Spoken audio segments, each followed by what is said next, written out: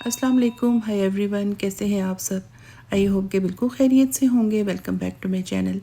मेरी दुआ है कि अल्लाह ताला आप सबको अपने हिफ्ज़ व अमान में रखे, खुश रखे और हर तरह की परेशानी और तकलीफ़ से बचाए। आमीन सुम्मा आमीन। इस व्लॉग में मेरे पास जो भी क्लिप्स रखे हुए थे समर के, मतलब 2-3 महीने के जो क्लिप्स हैं उनमें डिफरेंट जो हमारी एक्टिविटीज़ रही हैं कुछ भी, तो वो कुछ मैंने शेयर नहीं किए थे, तो मैंने सोचा कि वो सब मैं मिला के तो एक व्लॉग बना लेती हूँ। और इसके अलावा मैं स्त्री 2 मूवी का रिव्यू भी आपके साथ शेयर करूँगी। तो जनाब हम लोग यहाँ पे आए हुए हैं मैंड्रिन, और मेरे देवर और देवरानी एक्चुअली आए थे कनाडा, तो फिर वो ज़ाहिर है हमारी तरफ भी आए थे, तो उनके साथ हम लोग यहाँ पे आए थे। तो मेरा देवर तो खैर पहले भी आया हुआ है, लेकिन मेरी देवरानी फ़र्स्ट टाइम आई थी। तो मेरे देवर को मैंड्रिन बहुत अच्छा लगा था, तो इस वजह से हमने सोचा कि चलो यहीं पे जाते हैं। और हम लोगों को भी बहुत ज़्यादा पसंद है, मुझे और मेरे बच्चों को। और हम लोग अक्सर ही मतलब ईद पे और किसी बर्थडे वगैरह पे हम लोग तो ज़रूर आते थे यहाँ पे। लेकिन ये पिछले 2 साल से मैं नहीं आ पाई। बच्चे तो किसी न किसी मौके पे एक आध दफ़ा चले गए, लेकिन मैं नहीं आ पाई, और मुझे भी बहुत ज़्यादा पसंद है। तो ख़ैर यहाँ का मतलब फ़ूड तो अच्छा होता ही है, ज़ाहिर है, मतलब नाम से ही पता है कि चाइनीज़ यहाँ पे होता है सब कुछ। तो मतलब यहाँ पे कोई तकरीबन 100 से ज़्यादा ये आइटम्स होते हैं खाने के, और कभी भी मैंने ना पूरे ट्राई नहीं किए क्योंकि जब भी हम आते हैं तो मैं ये सोचती हूँ कि नहीं, अब अगली दफ़ा जाऊँगी तो मैं कुछ और खाऊँगी, लेकिन जब भी फिर हम जाते हैं तो ज़ाहिर है फिर वो मैं वही खाती हूँ जो मुझे ज़्यादा पसंद होता है। तो ज़ाहिर है रोज़ तो नहीं आना होता ना, मतलब साल में 1-2 दफ़ा ही आना होता है आम तौर पे।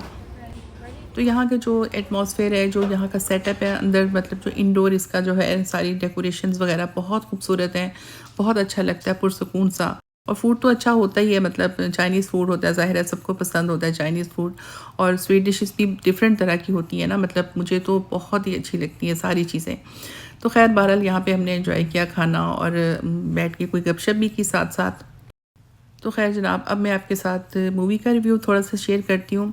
स्त्री 2 हम लोगों ने देखी है, और हम फ़ौरन देखने नहीं गए थे, हम लोग थोड़े दिनों के बाद गए थे। तो मेरे बेटे और बहू ने पहले देखी थी, और उन्होंने कहा कि बहुत अच्छी मूवी है।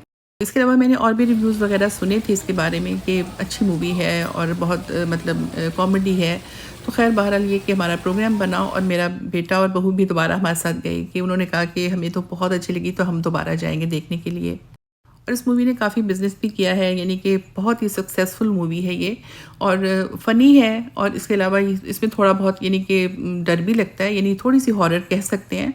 मतलब बाज़ लोगों को, मतलब मेरे बेटे को हॉरर बिल्कुल भी नहीं लगी, और वो कह रहा था कि मेरे साथ एक बंदा बैठा हुआ था, वो तो बाकायदा उछल पड़ा ना, मतलब डर के मारे जो सीन कोई ऐसा आता है। तो हमने स्त्री 1 भी देखी है, वो भी अच्छी मूवी है, बहुत ही फ़नी है और मज़े की मूवी है। और स्त्री 2 में एक नया कैरेक्टर उन्होंने इंट्रोड्यूस करवाया है, एक सरकटा। तो जो सरकटा वाला सीन आता था ना हमेशा, तो मैं हमेशा डर जाती थी, और मैं इसी तरह ना मतलब मुँह पे हाथ रख लेती थी और आँखों पे हाथ रख लेती थी, और थोड़ा-सा अपनी फिंगर पीछे करके देखती थी। तो मेरी हमेशा से बचपन से आदत है कि जब भी मैं कोई डरावनी मूवी देखती हूँ ना, तो मैं ऐसे ही करती हूँ।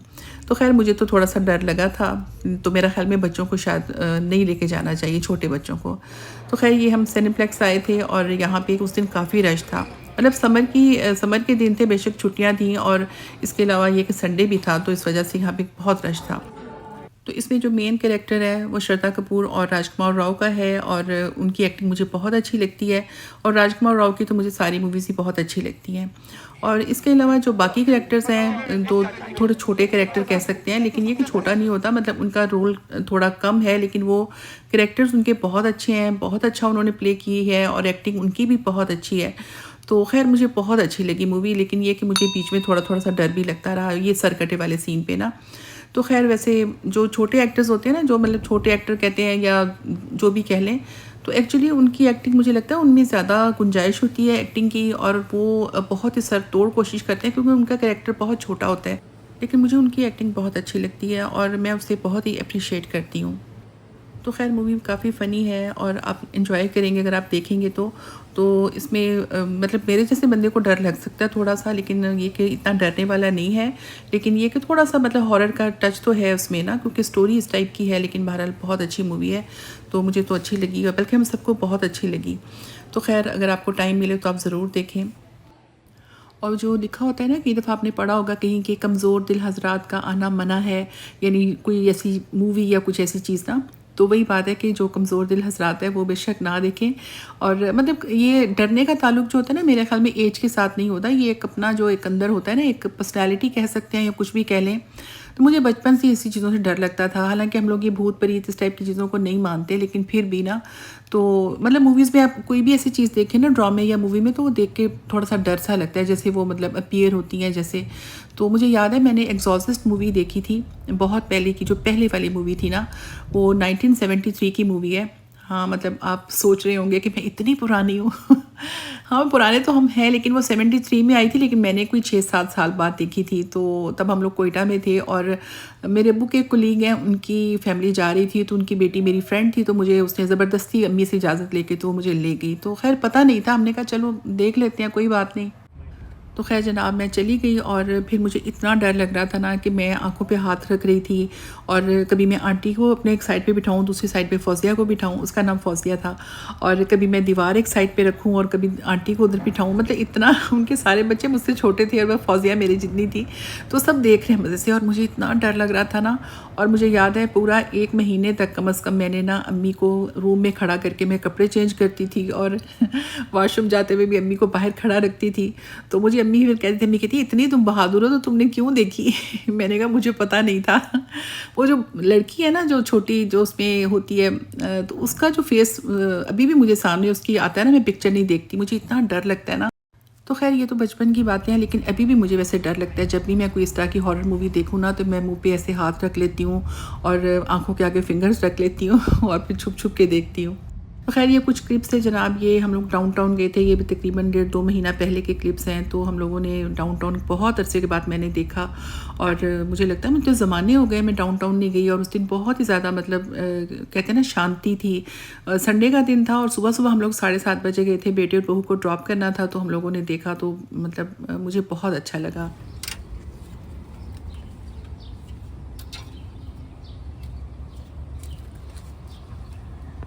इसने तो यहाँ पे ठिकाना ही बना लिया है ना।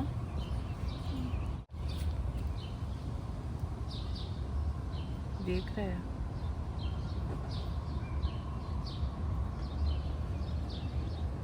लंबा है ये काफ़ी।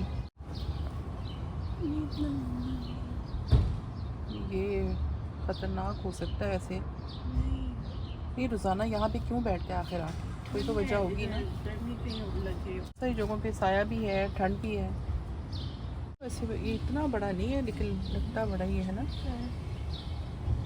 हाँ, लेकिन जो भी है, छोटा हो सांप जैसा भी हो, ख़तरनाक होता है। अब देखिए इसकी ज़ुबान, इसने ज़ुबान निकाली है, वो मेरे तरफ मुसलसल देख रहा है, ये देखो।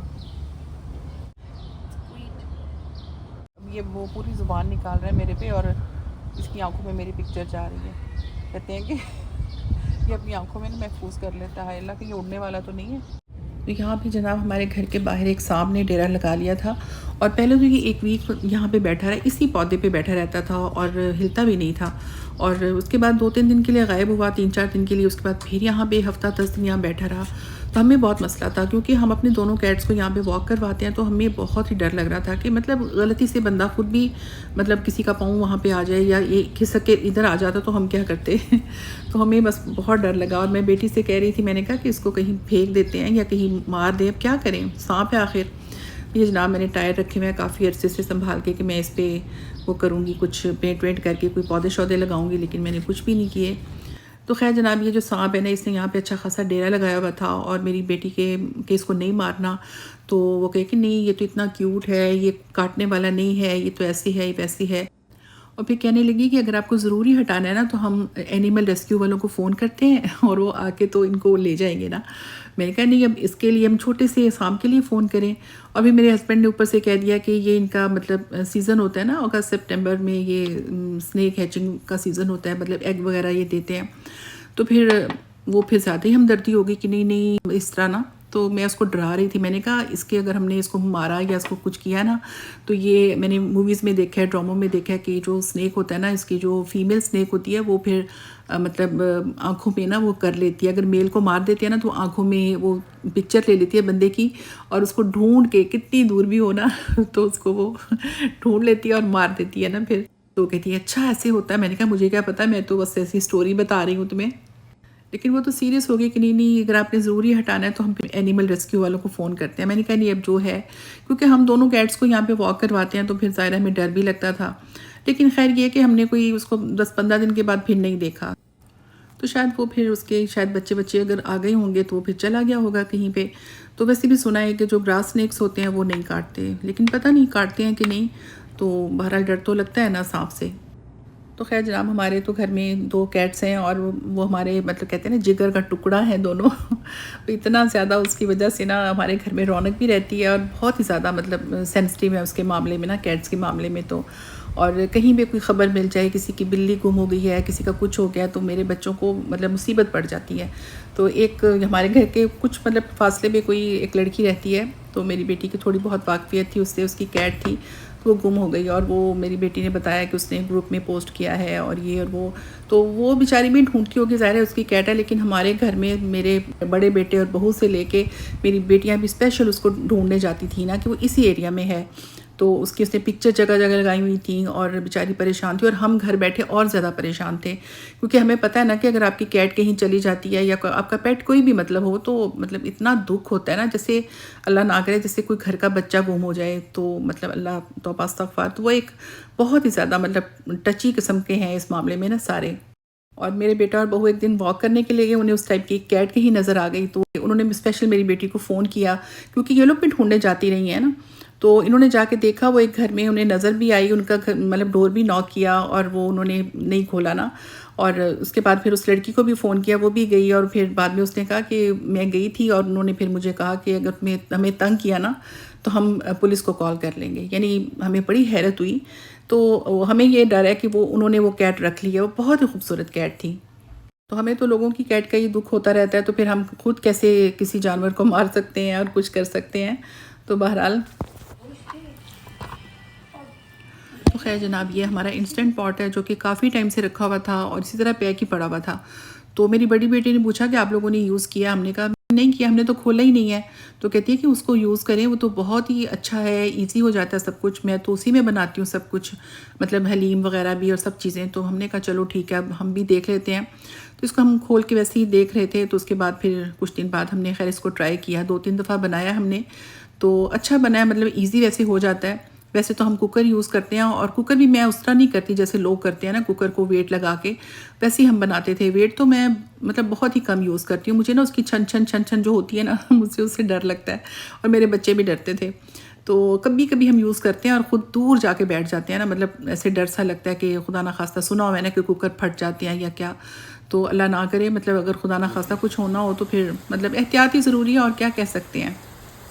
लेकिन खैर इंस्टेंट पॉट में तो कोई ऐसा नहीं मसला होता, मतलब आराम से आप सब कुछ इकट्ठा डालें और आराम से पका लें। हाँ, वो जैसे हांडी को बनाना पड़ता है ना, मतलब पूरा एक दफ़ा भूनने के लिए, वो तो इसमें करना ही पड़ता है, लेकिन ये कि फिर आपको ईज़ी हो जाता है। तो खैर हमें तो अच्छा लगा ये। तो ये बेटी ने यूज़ किया था बग़ैर पढ़े हुए, वैसे ही उसने मतलब गैस लगा के थोड़ा-सा मतलब देखा था। तो खैर इसको मैं पढ़ूँगी, क्योंकि इसकी बुकलेट है साथ, वो पूरी डिटेल लिखी होती है राइस के लिए, सब चीज़ों के लिए। तो मेरी आदत है कि मैं जब तक कि कोई बुक वग़ैरह जो भी उसकी इंस्ट्रक्शंस हों या कुछ भी हो ना, मैं जब तक पढ़ती नहीं हूँ ना, तब तक मैं कुछ भी नहीं करती, कोई भी चीज़ यूज़ नहीं करती हूँ।